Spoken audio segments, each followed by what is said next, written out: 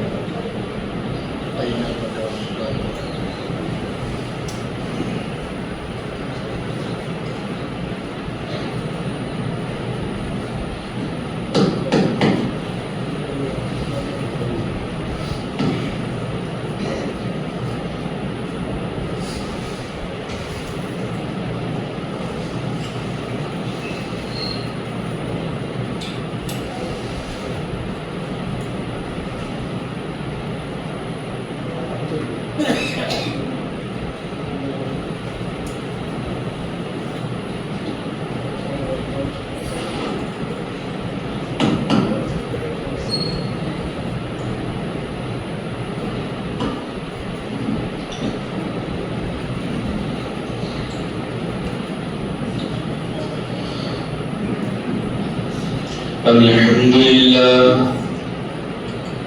لله نحمده ونستعينه ونستغفره ونؤمن به ونتوكل عليه ونعوذ بالله من شرور أنفسنا ومن سيئات أعمالنا.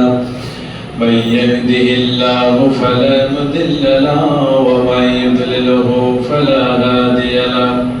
ونشهد أن لا إله إلا الله وحده لا شريك له وأشهد أن محمدا عبده ورسوله الذي أرسله بالحق بشيرا ونذيرا وداعيا إلى الله بعزه وسراجا منيرا. أما بعد فقد قال الله تعالى في كلامه المجيد والفرقانه الحميد: أعوذ بالله من الشيطان الرجيم. بسم الله الرحمن الرحيم. إن الله وملائكته يصلون على النبي يا أيها الذين آمنوا صلوا عليه وسلموا تسليما. اللهم صل على محمد وعلى آل محمد كما صليت على إبراهيم وعلى آل إبراهيم إنك حميد مجيد. اللهم بارك على محمد وعلى آل محمد كما باركت على إبراهيم وعلى آل إبراهيم إنك حميد مجيد. উপস্থিত মুসল্লিবৃন্দ, আমরা খুতবার শুরুতে সেই মহান আল্লাহ দরবারে শুকরিয়া আদায় করি যে আল্লাহ তাআলা আমাদেরকে ক্ষমার মালিক, রিজিকের মালিক এবং আমাদের সব কিছুর মালিক, জান্নাত জাহান্নামের মালিক। আমরা সেই মালিকের একমাত্রই আমরা শুকরিয়া আদায় করি। আমরা সবাই বলি আলহামদুলিল্লাহ।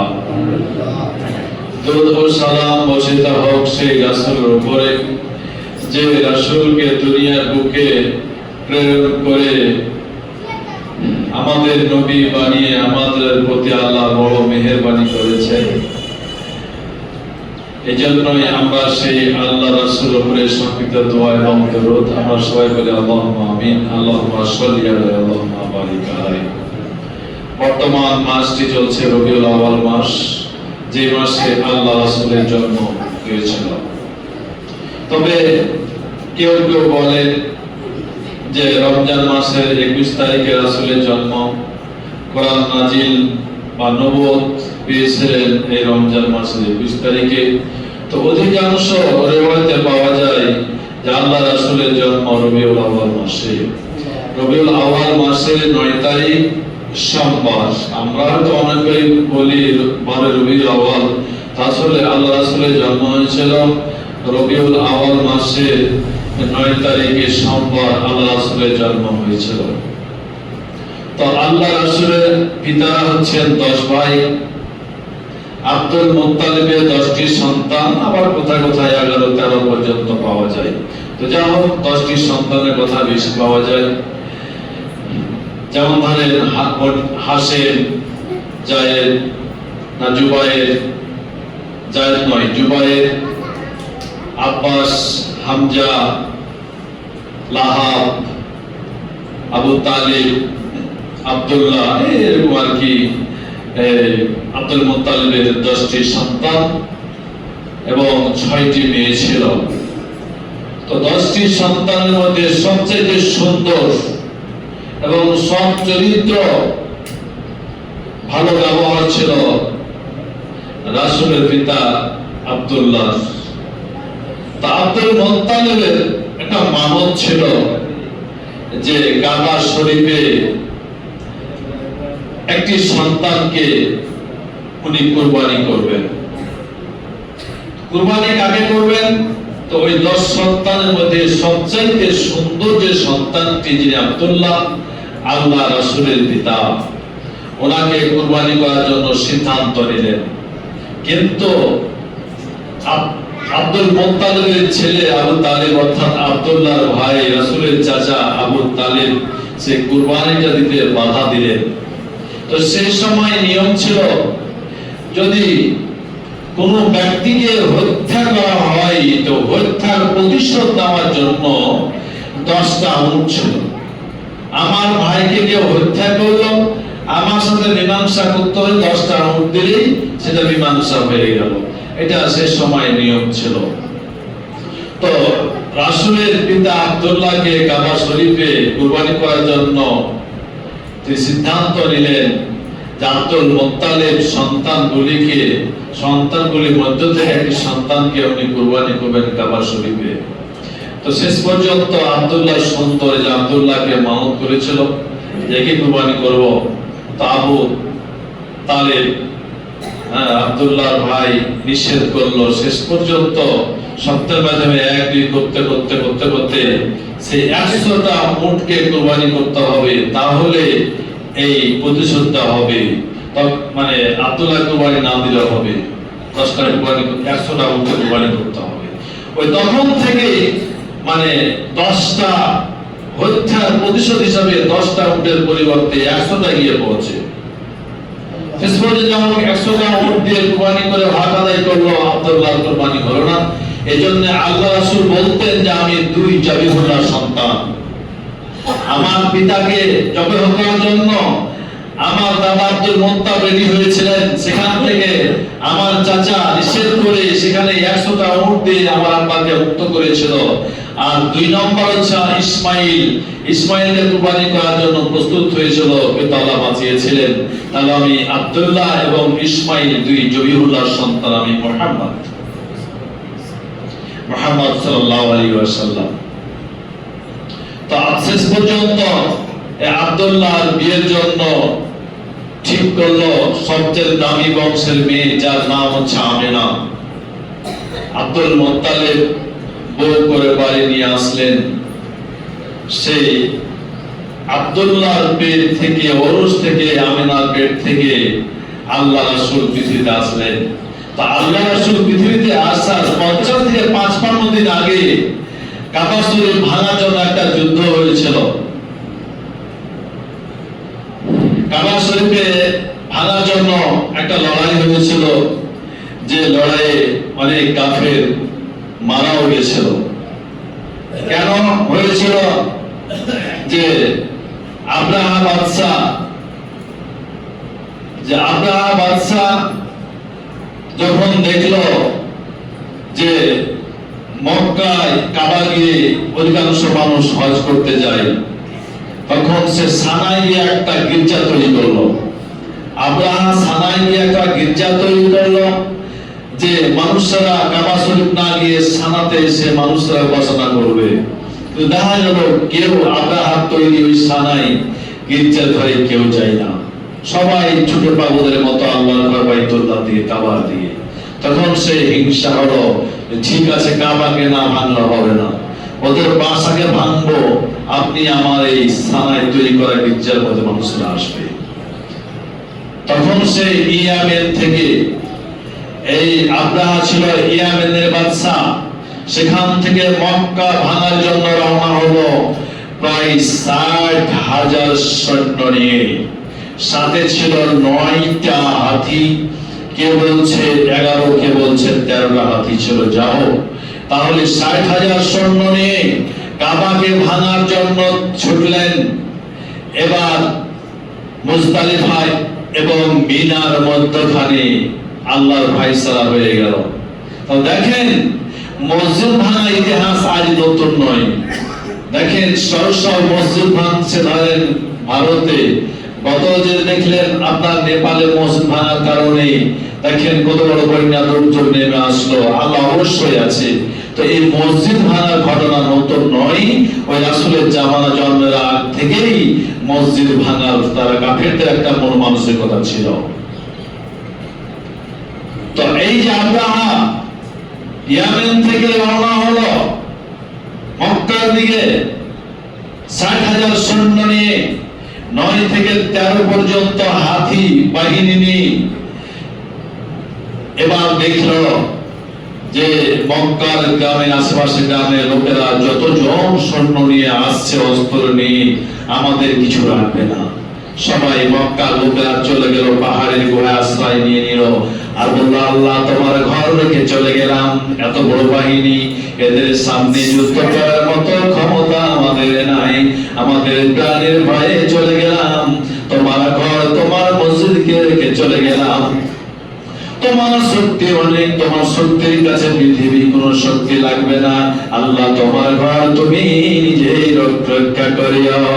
এই বলে সেই মক্কার আশেপাশে গ্রামের লোকেরা সেই সৈন্য বাহিনীর অত্যাচার, তাদের অস্ত্র শস্ত্রের ভয়ে তারা পাহাড়ে আশ্রয় নিয়ে নিল, আল্লাহকে সাক্ষী রেখে চলে গেল। ওই যে ইয়ামেন থেকে 60,000 সৈন্য আল্লাহর ঘরকে ভাঙার জন্য তারা রওনা হয়েছে। এই মুজদালিফা এবং মিনার মধ্যখানে আল্লাহ এমন একটা কুদরতি ফয়সালা দিয়ে দিলেন।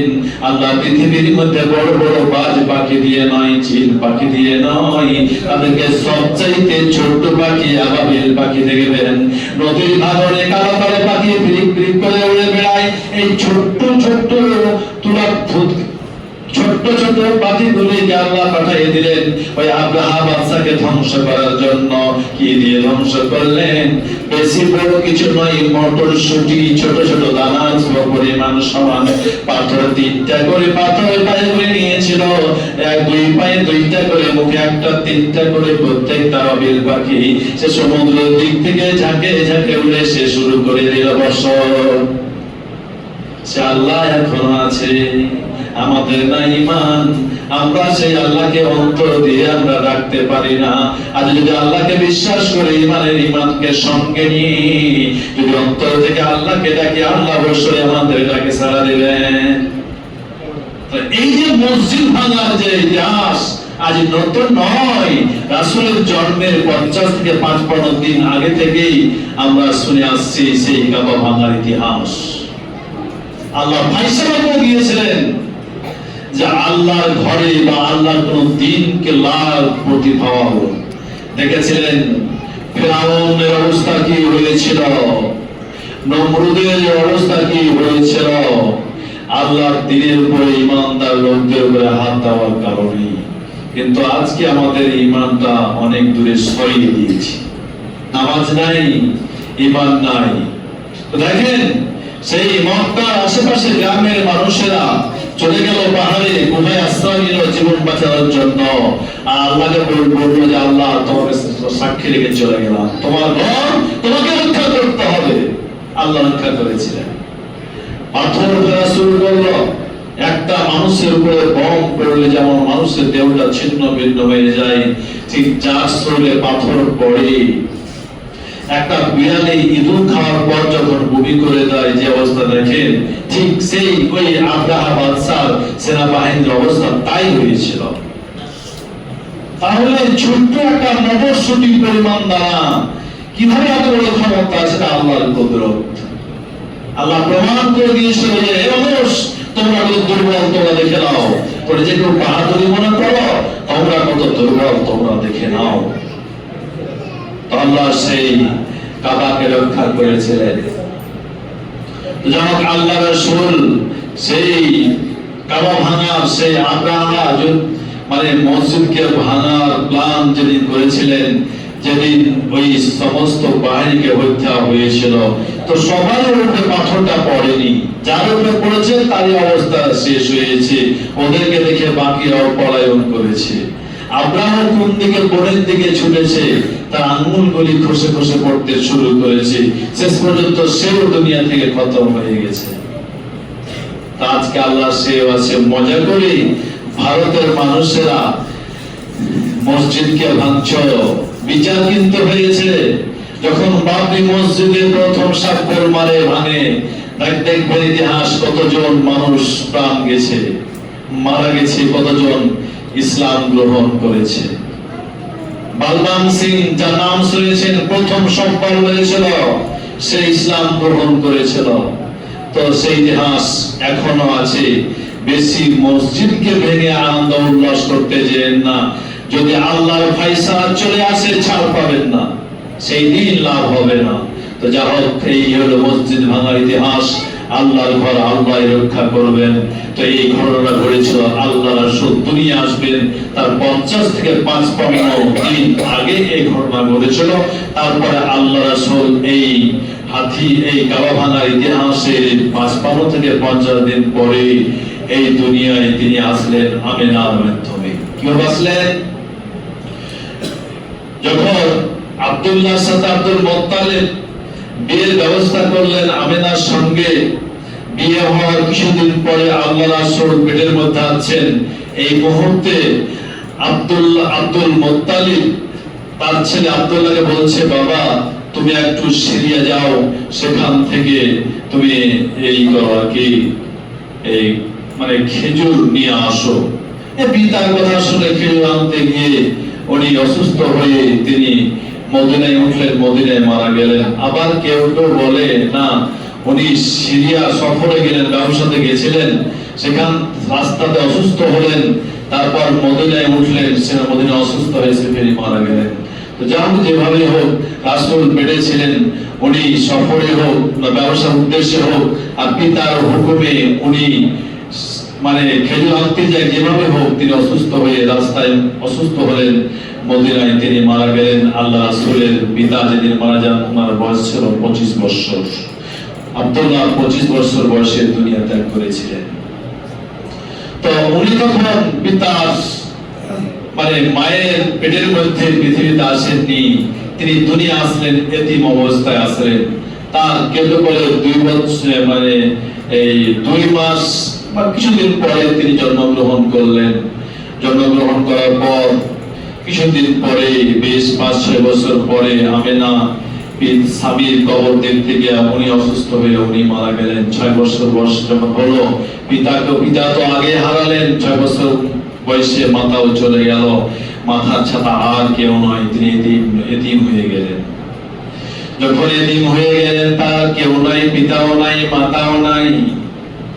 এবার চলে আসলেন দাদা, কত সুন্দর করে স্নেহ করে দেখাশোনা করেন, ভালোবাসেন, নিয়ে বেড়ান, চলাফেরা করেন। যখন দাদার বয়স 8 হয়ে গেল, বছর 2 মাস, আল্লাহ রাসূলের বয়স যখন 8 বছর 2 মাস, তখন ওনার দাদাকে আল্লাহ তুলে নিলেন। তিনি পিতাহারা হলেন, মাতাহারা হলেন, দাদাহারা হলেন। এবার শেষ পর্যন্ত এবার চাচার কাছে চলে আসলেন। চাচা আবু তালেব যদিও কাফের, কিন্তু পিতা মাতার মতো স্নেহ করেন, ভালোবাসেন। যেখানে যাই সেখানে নিয়ে যাই। কাবা শরীফ যখন যাই, কাবা শরীফের পাশে একটা বিছানা ছিল, সেখানে সন্তানদেরকে নিয়ে এবং ভাতিজা ইয়েতিমকে নিয়ে যেতেন। যখন আবু তালেব বিছানায় বসতেন, তখন আল্লাহ রাসূলকে কোলে বসে দিতেন, ওনার সন্তানদেরকে চতুর্দিকে বসাতেন। সন্তানদের চাইতেও ভালোবাসতো। আর বলতো, বাবারে শোনো, চিন্তার কোনো কারণ নাই, তোমার পিতাও নাই, তোমার মাতাও নাই, কিন্তু আল্লাহ আমাকে তোমার পিতা এবং মাতা বানিয়েছে। তুমি কোনোদিন আমার কাছ থেকে কষ্ট পাবে না। পিতা এবং মাতার কষ্ট কি, দুঃখ কি তুমি বুঝতে পারবে না। এই যে আবু তালেব যখন মুহাম্মদ সাল্লাল্লাহু আলাইহি সাল্লাম ছোট্ট থাকতে যেতেন, সন্ধ্যা হয়ে গেলে আল্লাহ রাসূল সেই আবু তালেব খুঁজে নিয়ে আসতেন। আবু তালেব কত পর্যন্ত ছিল? একদম 8 বছর 2 মাস থেকে শুরু করে 40 বছর পর্যন্ত, 40 বছর পর্যন্ত একদম ছায়ার মতো সহযোগিতা করেছিলেন আল্লাহ রাসূলকে। ওনার চাচা আবু তালেব যখন 12 বছর বয়স, ছোট অবস্থাতে ছাগল চড়াতো, চাচার ছাগল চড়াইতো, গ্রামের ছাগল চড়াইতো, এভাবে যে ইনকাম করতো, এইভাবেই চলতো। ওনার কোনো নির্দিষ্ট কোনো কাজ ছিল না, যখন যেটা পারতো তখন সেটা করত। আল্লাহ রাসূলের চাচা আবু তালেব ব্যবসা করত। এখানে 2টি বর্ণনা এসেছে রাসূলের পরিচয় সম্পর্কে। যখন রাসূলের চাচা আবু তালেব ব্যবসার জন্য যখন তিনি বিভিন্ন মদিনা, সিরিয়া, ইয়ামেন যখন ব্যবসা করতে যেতেন, 12 থেকে 13 বছরের ইতিম ভাতিজাকে সঙ্গে করে নিয়ে যেতেন ব্যবসা করতে। সেই ব্যবসা করতে গিয়া দেখছেন মদিনা একটা গির্জায় একজন তাদের আলেম, যাকে বুহাইরা পাদ্রী বলা হয়, যার নাম জাজ্জিস, খ্রিস্টানদের আলেম, বিজ্ঞ আলেম। উনি তাওরাত ইনজিলের হাফিজ, জ্ঞানী মানুষ। এবং আল্লাহ রাসূল দুনিয়ার বুকে আসবেন, আল্লাহ আগে তাওরাতে প্রমাণ করে দিয়েছে যে শেষ জামানায় যিনি আসবেন তার নাম হচ্ছে মুহাম্মদ। একটা কথা ছুটে গেছে, আল্লাহ রাসূল যখন দুনিয়ায় আসলেন, আমিনার কোলে যখন আসলো, তখন আল্লাহ রাসূলকে কোলে তুলে নিয়ে ওনার দাদা নিয়ে চলে গেলেন কাবা শরীফে। আল্লাহর কাছে দোয়া করলেন, পোতার জন্য দোয়া করলেন এবং নাম রাখলেন মুহাম্মদ। সেই আরবে মুহাম্মদ নামটা খুব অপরিচিত, মুহাম্মদ নামের ছেলে খুব কম পাওয়া যেত।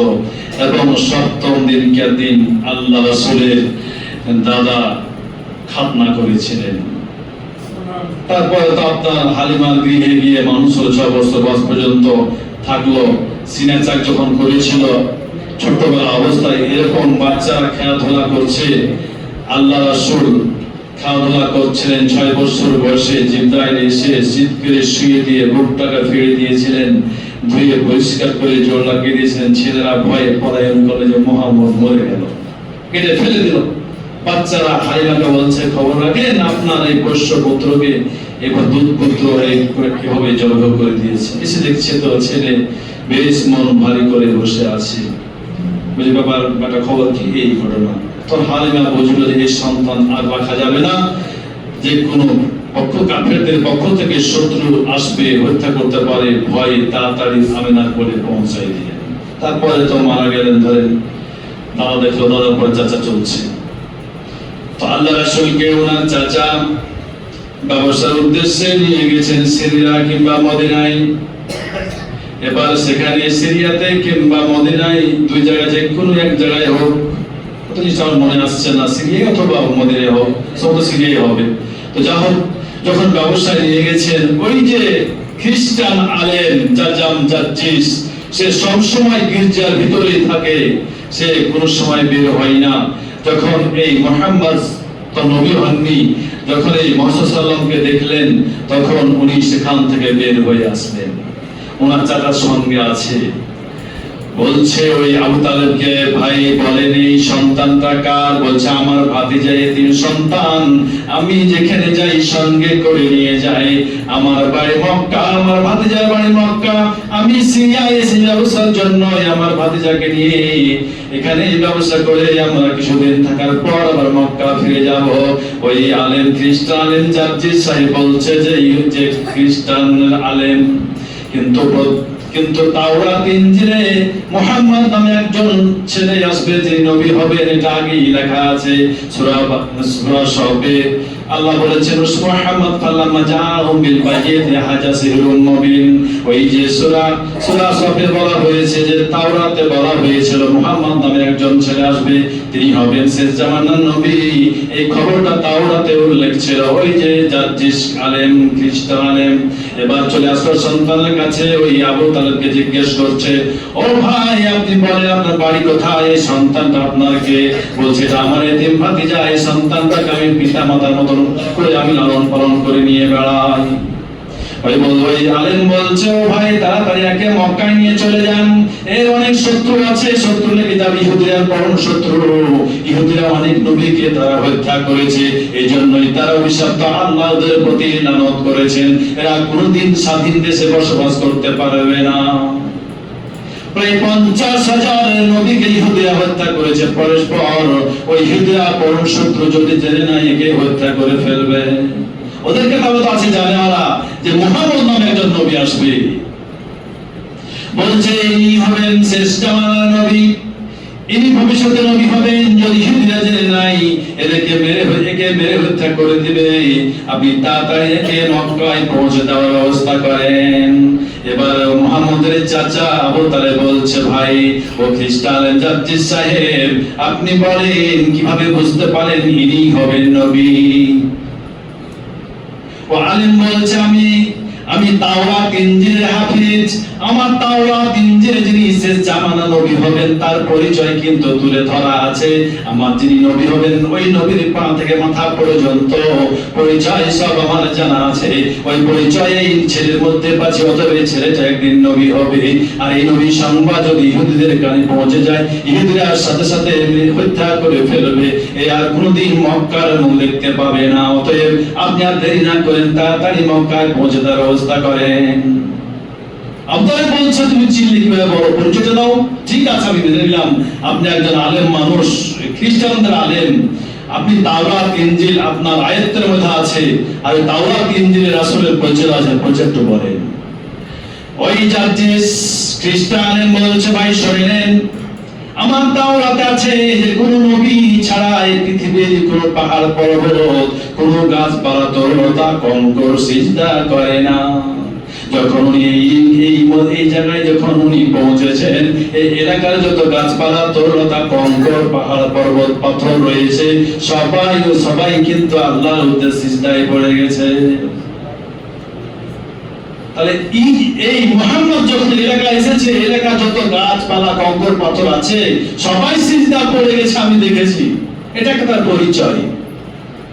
2 নম্বর পরিচয় দেখেন, আমার তাওরাত ইনজিলের পরিচয় আছে, যিনি নবী হবেন তার ঘাড়ের নিচে দুই হাতের মধ্যখানে, গর্দানের নিচে নরম হাড়ের মধ্যে 2 হাতের মধ্যখানে, এই গর্দানের উপরে কিন্তু একটা কবুতরের ডিমের মতো নরম লাল মাংস থাকবে। আপনার ভাতিজাকে পরীক্ষা করে নিন, পোশাক খুলে দেখলে আপনি দেখতে পারেন। আপনারা দেখছেন তো ঠিকই, 2 গর্দনের মধ্যখানে কবুতরের ডিমের মতো লাল মাংস নরম হয়ে আছে।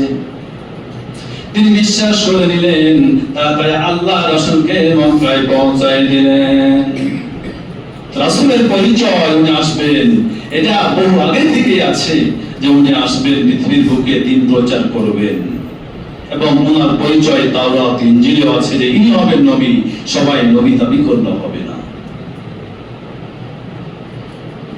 উনি ছাগল চড়ান, আবু তালেব ভাতিজাকে বিভিন্ন জায়গায় ব্যবসায় নিয়ে বেড়ান, এবার দেখছেন আমার ভাতিজার বয়স 24-25 হয়ে গেছে, বিয়ে শাদী দিতে হবে।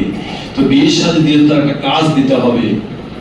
বিয়ে শাদী যদি দিতে হয় তার একটা কাজ দিতে হবে, কাজ ছাড়া তো বিবাহ দেওয়া যাবে না, এতিম সন্তান। তখন উনি চলে গেলেন যে মক্কার মধ্যে সবচাইতে বড় ধনী হচ্ছে খাদিজা, ওর মতন সুন্দর সৎ চরিত্র, নীতিবান, ধনী মহিলা, উঁচু বংশের মহিলা আর মক্কাতে কেউ বসবাস করে না। খুবই ধনী মহিলা। ধনী হওয়ার পিছনে কারণ আছে। মোটামুটি আল্লাহ রাসূলের সাথে বিয়ে হওয়ার আগে 3টা বিয়ে হয়েছিল, মানে 2টি স্বামী মারা গিয়েছিল, 2 স্বামীর অর্থ সে পেয়েছিল ওয়ারিস হিসাবে, আর 1 স্বামী তালাক দিয়েছিল। এই 3 স্বামীর সম্পদ পেয়েছিল, বাপের সম্পদ তো আছে, অনেক সম্পদের মালিক হয়েছিল।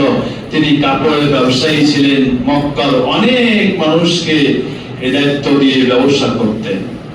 তো আবু তালেব দেখলো যে আমার ভাতিজার বয়স প্রায় 24-25 হয়ে আসছে, এখন তো ভাতিজার বিয়ে দিতে হবে, তার তো বিয়ে দেওয়ার একটা কাজ দিতে হবে। তো যাই, কোথায় যাব? যাই খাদিজার কাছে যাই, সে ধনী, সে কাপড়ের ব্যবসা করে, মানুষকে দিয়ে আমি তাকে বুঝি একটা কিছু ব্যবসার একটা মানে অংশ তাকে দিয়ে ব্যবসা করে তো পারলে কিছু ইনকাম হবে, এই না কিছু ইনকাম হলে বিয়ের ব্যবস্থা করা হবে। আপনি চলেছেন, যা পাচ্ছেন না নাকি? চলেছেন। তো শেষ পর্যন্ত গেলেন খাদিজার কাছে। আল্লাহ রাসূলকে আবু তালেব নিয়ে গেল, সেটা বলছেন। আল্লাহ রাসূলকে নিয়ে গেলেন। এবার আবু তালেব বসে আছে, খাদিজা যে বসে আছে, আর আল্লাহ মুহাম্মদ সাল্লাল্লাহু আলাইহি ওয়াসাল্লাম এক জায়গায় বসে আছে, নিচু জায়গাতে বসে আছে। উনি খুবই লাজুক মানুষ ছিলেন। বড় মানুষের সামনে বসলে খুব নিচু জায়গায় বসতেন, পায়ে পা দিয়ে বসতেন না, পা ঝুঁকাতেন না, এবং মাথাকে নিচু করে বসতেন মুরব্বীর সামনে। আজকে তো ধরেন বাপের বয়সের মানুষ থাকলেও দাঁড়িয়ে আছে, ছোট যুবক ছেলেরা চেয়ারে বসে পা ঝুঁকাইছে, সম্মান দিচ্ছেন না। সম্মান শেষ হয়ে গেলে কিয়ামতের আলামত। তো আল্লাহ রাসূল লাজুক মানুষ ছিলেন, বড়দের সামনে মাথা উঁচু করে কোনোদিন কথা বলেননি। উনি বসলে নিচু জায়গাতে বসতেন, বসলে পা ঝুঁকাতেন না। তো উনি নিচু জায়গাতে জড়ো সড়ো হয়ে লাজুক হয়ে বসে আছেন মাথা নিচু করে। আর বারবার খাদিজা তাকাইছে মুহাম্মদের দিকে, কারণ তার ভিতরে একটা নিদর্শন পেয়ে গেছে। খাদিজা বলছিল তাওরাত ইনজিল হাফেজা, উনিও ছিলেন মহাবিরাট পণ্ডিত। তাওরাত ইনজিল হাফেজা ছিলেন খাদিজা। খাদিজাও জানে শেষ জামানায় একজন নবী আসবে, ওনার চেহারা হবে এরকম, ওনার মানে অবস্থা হবে লাজুক, এবং সব কিছুই মানে যখনই এই মুহাম্মদ যখন খাদিজার সামনে বসেছে, আর এদিকে আবু তালেব খাদিজার সাথে কথা বলছে যে আমার ছেলে, আমার ভাতিজা খুব ভদ্র মানুষ, আমার হাত থেকে আমি ব্যবসা করাই বেশ লাভবান হয়, সে কৌশল ভালো, তার ভাষা খুব মিষ্টি, কোনদিন মিথ্যা কথা বলে না। এইভাবে মানে খাদিজাকে আকর্ষণ করেছে আবু তালেব, যাতে ওনার ভাতিজা মুহাম্মদকে কিছু মানে বিশ্বাস করে মান দেয়। এভাবে আবু তালেব খাদিজার সাথে কথা বলছে, খাদিজা কথা বলছে ঠিক, নজর কিন্তু মুহাম্মদের দিকে। সন্দেহ হয়ে গেল, ইনি হবেন শেষ জামানার নবী। আমি বুঝতে পারছি, পা থেকে মাথা পর্যন্ত তার পরিচয় মিলে গেছে। এবার খাদিজা বলছে ঠিক আছে, তাকে ব্যবস্থা করা হবে। তাকে একটা কাপড়ে অনেকগুলি কাপড় বেঁধে দিয়ে মোট তৈরি করে দিয়া, তার মোটটা দিয়ে দিল।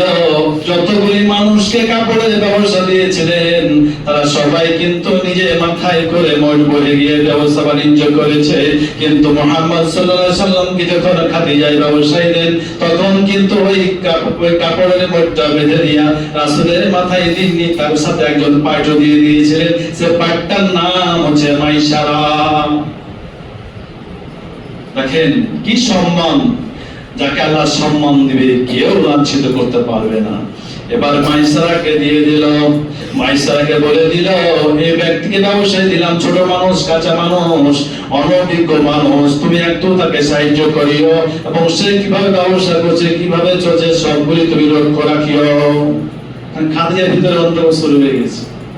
এবার চলে গেল ব্যবসায়ী, যত জায়গায় ব্যবসায় যায়, যত জায়গায় হাঁটে, রাস্তায় চলে, আকাশে পরিষ্কার আকাশ, সূর্য তাপ দিচ্ছে, কিন্তু যত জায়গায় আল্লাহ রাসূল চলছেন তত জায়গায় রাস্তায় আল্লাহ রাসূলকে মেঘে ছায়া দিয়ে আছেন।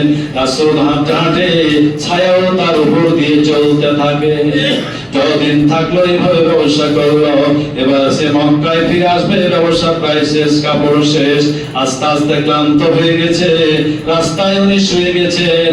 আর ওই যে তার সঙ্গে যে মাইসারা তার পাশে বসে আছে, আর দেখছে ওই একজন সে বৃদ্ধ মানুষ, সেও কিন্তু খ্রিস্টান আলেম, রাস্তা দিয়ে চলে যাচ্ছে, আর দেখছে দুইজন ছেলে বসে আছে, কিন্তু দুইজন সারা ময়দানে, সারা মাঠে প্রচন্ড রোদের তাপ পড়ছে, কিন্তু দুইজন সন্তান, দুইজন ছেলের উপরে ছায়া ছায়া দিয়ে আছে মেঘে, ছোট্ট একটা মেঘের টুকরো। ওই বাচ্চা দুটাকে অনেকক্ষণ ধরে ছায়া দিচ্ছে, আর ওই খ্রিস্টানের বৃদ্ধ মানুষ কিন্তু দাঁড়িয়ে দাঁড়িয়ে দাঁড়িয়ে দেখছে দৃশ্য। এবার একটু আগে আগে এসে দেখে, তার ভিতরে সে আলেম বুঝে নিল, সে একজন খ্রিস্টান আলেম, সে বুঝে নিল এই হবে নবী। ওই যে আল্লাহ রাসূল ঘুমাইছেন, ক্লান্ত হয়ে গেছেন ব্যবসা করে, পাশে যে মাইসারা বসে আছে, ওই ছেলেকে বলছে, ও ছেলে তোমার বাড়ি কোথায়? বলছে আমার বাড়ি মক্কা, ব্যবসায় করতে এসেছিলাম তো এই যে মক্কা কিংবা সিরিয়া কিংবা ইমান এসেছিলাম, এখানে ব্যবসা করে এখন চলে যাচ্ছি। বলছে বাবা, যে সন্তানটি ঘুমিয়ে আছে তাড়াতাড়ি সন্তানটি ঘুমটা জাগিয়ে দাও, ঘুমটা ভাঙিয়ে দাও, এখনই তোমরা তাড়াতাড়ি মক্কার দিকে রওনা হয়ে যাও। আমার মন বলছে এই সন্তান কিন্তু একজন, এই পৃথিবীর একজন শ্রেষ্ঠ নবী হবে। আমার মন বলছে যদি কাফের বেঈমানরা জেনে নাই তাকে হত্যা করবে। তোমরা দুনিয়ার সন্তান মানুষ, তোমরা কাফেরদের বিরুদ্ধে মোকাবেলা করতে পারবে না, শত্রুর বিরুদ্ধে মোকাবেলা করতে পারবে না, অতএব তোমরা তাড়াতাড়ি এখান থেকে রওনা হয়ে যাও, বাচ্চাটাকে তাড়াতাড়ি উঠাও, উঠিয়ে নিয়ে তোমরা চলতে আরম্ভ করে দাও। এবার ওই আলেমের কথা শুনে, ওই বৃদ্ধ লোকটার কথা শুনে, খ্রিস্টানদের কথা শুনে মাইসারা রাসূলকে মুহাম্মদকে জাগিয়ে দিয়ে চলতে আরম্ভ করলো। রাস্তায় গল্প করছে, এই অবস্থায় একজন বৃদ্ধ মানুষ এই অবস্থা বলছিল যখন আপনি ঘুমাচ্ছিলেন। এবার চলে গেলেন, কিন্তু খাদিজা যতগুলি ব্যবসায়ী ব্যবসা করতে এসেছে কারোর জন্য তিনি আগে তিনি দেখেননি, যখন রাসূল আসছে কিনা এই জন্য কখনো বাড়ি থেকে বের হয়ে আগে আগে তিনি আসছেন। কেন আসছেন? উনিও জানেন যে ইনি হবে শেষ জামানার নবী, এনার পেছনে শত্রু লেগে যাবে, হয়তো বা তাকে হত্যা করে দিতে পারে। আসছে কি আসে না, এই জন্যই মাঝে মাঝে তিনি বাড়ি থেকে আগে এসে রাস্তা দেখছেন যে মুহাম্মদ কবে আসবে। তো সময় তো শেষ, পরবর্তী জুমায় পড়া আলোচনা হবে ইনশাআল্লাহ। তৌফিক বিল্লাহ। এক ব্যক্তি ছোট